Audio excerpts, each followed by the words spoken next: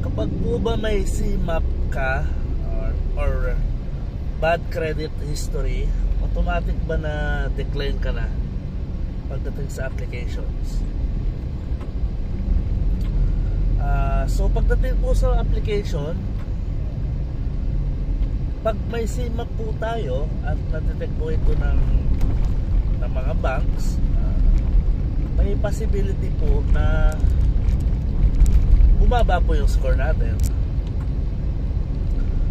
Hindi naman po siya auto-decline. Meron naman po tayong mga instances na nabibigyan pa rin ng approval si client kahit na may mga bad credit history siya, like CMAP or mga Rep11, unpaid credit cards.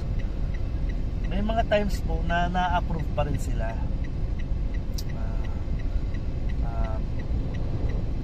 Especially siguro during the pandemic times, dahil marami sa atin yung naapektuhan talaga, at kaya nagkaroon tayo ng bad record pagdating sa pagbabayad ng mga bills natin.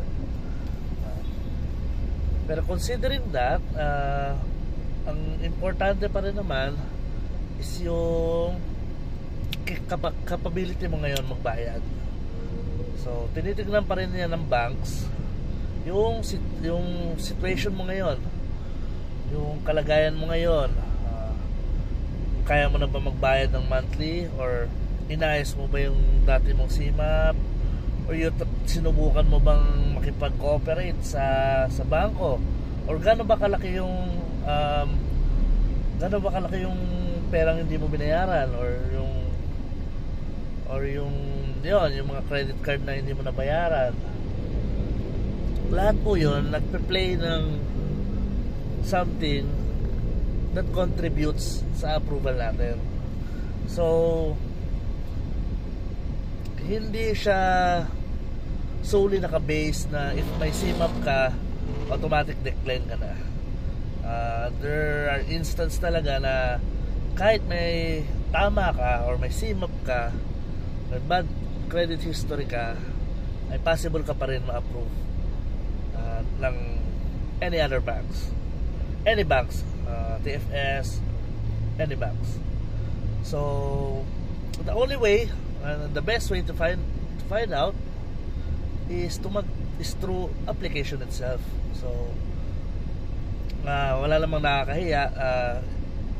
Kung gusto mo talaga malaman kung makakautang ka pa ng auto loan, the best way is to apply talaga. Yun ang the best na dapat natin gawin. Kevin Sayok po, your marketing professional from Toyota Bacoor. Please follow our page for more exclusive contents. And don't forget to inquire for your new Toyota dream car.